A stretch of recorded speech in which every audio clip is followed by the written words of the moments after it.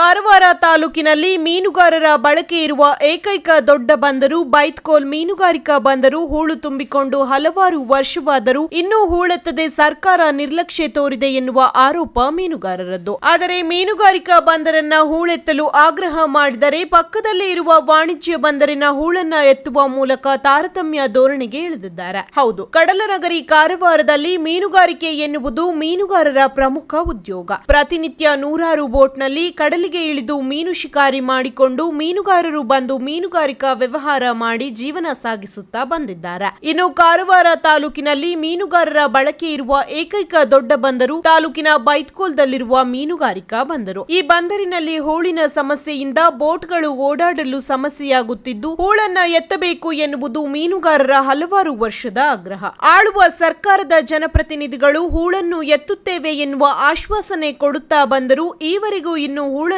ಎತ್ತದೆ ಬಂದರಿಗೆ ಬರುವ ಬೋಟ್ಗಳು ಪರದಾಟ ನಡೆಸಿಕೊಂಡೇ ಬರುವಂತಾಗಿದೆ. ಆದರೆ ಸದ್ಯ ಹೂಳನ್ನ ಎತ್ತಿ ಮೀನುಗಾರರು ಆಗ್ರಹಿಸಿದರು. ಅದನ್ನ ಬಿಟ್ಟು ಸರ್ಕಾರ ಪಕ್ಕದಲ್ಲಿ ಇರುವ ವಾಣಿಜ್ಯ ಬಂದರನ್ನ 39 ಕೋಟಿ ವೆಚ್ಚದಲ್ಲಿ ಹೂಳನ್ನ ಎತ್ತುವ ಮೂಲಕ ತಾರತಮ್ಯ ಧೋರಣೆಗೆ ಇಳಿದಿರುವುದು ಮೀನುಗಾರರ ಆಕ್ರೋಶಕ್ಕೆ ಕಾರಣವಾಗಿದೆ. ಈಗಾಗಲೇ ಈ ಕರ್ನಾಟಕ ರಾಜ್ಯದ ಉತ್ತರ ಕನ್ನಡ ಜಿಲ್ಲೆಯ ಕೇಂದ್ರ ಸ್ಥಾನ ಅದು ಮೀನುಗಾರಿಕಾ ಬಂದರನ್ನು ಬಿಟ್ಟು ಈಗಾಗಲೇ ಪೋರ್ಟ್ ಬಂದರು ಇಲಾಖೆಗೆ ಸೇರಿದಂಥ ಏನಿದೆ ವಾಣಿಜ್ಯ ಬಂದರು ಈ ಇತಿಹಾಸ ಕೆದಕಿದಾಗ ಇದಕ್ಕೆ ತನ್ನದೇ ಆದಂಥ ಒಂದು ಇತಿಹಾಸ ಇದೆ. ಆದರೆ ಇತ್ತೀಚಿನ ದಿನಗಳಲ್ಲಿ ಅದು ಏನಿದೆ ಹೂಳೆ ಇನ್ನೂವರೆಗೆ ಎತ್ತಿಲ್ಲ. ಅದರಿಂದ ಅನೇಕ ಮೀನುಗಾರರು ಈಗಾಗಲೇ ತೊಂದರೆಯಲ್ಲಿ ಸಿಲುಕಿದ್ದರಿಂದ ಇದು ಬಂದರು ಇಲಾಖೆಯಿಂದ ಈಗಾಗಲೇ ಸದ್ಯದಲ್ಲಿ ಹೂಳೆತ್ತುವುದನ್ನು ನಾವು ಕಣ್ಣಲ್ಲಿ ಕಾಣ್ತಾ ಇದ್ದೇವೆ. ಪತ್ರಿಕಾ ಮಾಧ್ಯಮದಲ್ಲಿ ಸರಿಯಾಗಿ ನಾವು ತಿಳ್ಕೊಂಡಿಲ್ಲ. ಆದರೆ ತಮ್ಮಷ್ಟಕ್ಕೆ ತಾವು ಯಾರನ್ನು ವಿಶ್ವಾಸಕ್ಕೆ ತೆಗೆದುಕೊಳ್ಳದೆ ಹೂಳೆತ್ತಿದ್ದರಿಂದ ಮುಂದೊಂದು ದಿನ ಕಾರವಾರದ ಕಡಲ ತೀರಕ್ಕೆ ಅಪಾಯ ಆಗುವ ಒಂದು ಸೂಚನೆ ಇವತ್ತು ಕಾಣ್ತಾ ಇದೆ ಎಂಬುದು ನನ್ನ ವಿಚಾರ. ಆದರೆ ಇದನ್ನು ಬಿಟ್ಟು ಅನೇಕ ಇತಿಹಾಸಗಳಂಥ ಕಾರವಾರ ಮೀನುಗಾರಿಕಾ ಬಂದರನ್ನು ಹೂಳೆತ್ತುವಂತೆ ಅನೇಕ ವರ್ಷಗಳಿಂದ ಒತ್ತಾಯಿಸಿ ಹೋರಾಟವನ್ನು ಕೂಡ ಮಾಡಿದ್ದೇವೆ. ಅದು ಇನ್ನೂವರೆಗೆ ಅಲ್ಲಿ ಹೂಳೆತ್ತದೇ ಇರುವುದರಿಂದ ಅನೇಕ ಬೋಟುಗಳಿಗೆ ಅವಘಡಗಳಾಗಿ ಇವತ್ತು ಅನೇಕ ಲಕ್ಷಾಂತರ ಕೋಟ್ಯಾಂತರ ರೂಪಾಯಿ ಹಾನಿಯಾದ ಬಗ್ಗೆ ಕೂಡ ದಾಖಲೆಗಳಿವೆ.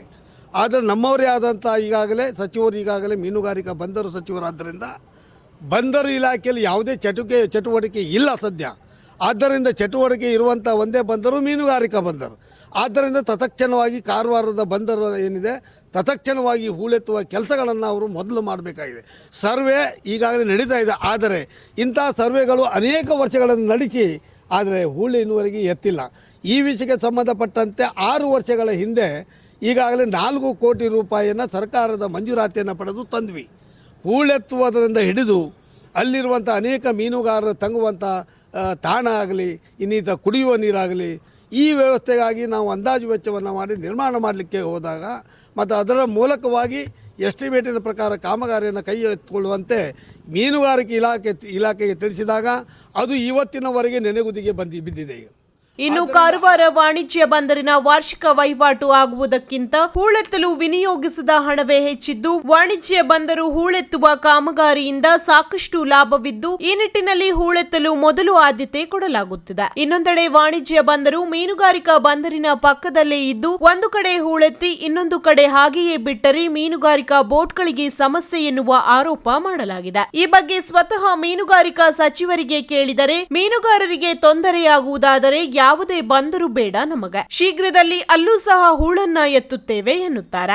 ಸಾಕಷ್ಟು ವರ್ಷದಿಂದ ತೊಂದರೆ ಇತ್ತು. ಕೆಲವು ಇಲ್ಲಿ ಬರುವಂಥ ಸಿಫ್ ಬರೋದನ್ನೇ ಬಂದ್ ಮಾಡಿದರು. ಅಂದರೆ ವಾಣಿಜ್ಯ ಬಂದರಿಗೆ ಬರೋದು ಬಂದ್ ಮಾಡಿದರು. ಯಾಕೆಂತ ಹೇಳಿದ್ರೆ ಅಲ್ಲಿ ಬರಲಿಕ್ಕೆ ಸಾಧ್ಯ ಆಗೋದಿಲ್ಲ ಅಂದೇಳಿ ಮಂಗಳೂರಿಗೆ ಎಲ್ಲ ಹೋಗ್ತಾಯಿದ್ರು. ಅದ್ರ ಬಗ್ಗೆ ನಾವು ತಿಳ್ಕೊಂಡು ಆಗಿಂದಾಗೆ ನಾವು 39 ಕೋಟಿ ರೂಪಾಯಿ ವೆಚ್ಚದಲ್ಲಿ ಈಗ ಕೆಲಸ ಪ್ರಾರಂಭ ಮಾಡಿದ್ದೇವೆ.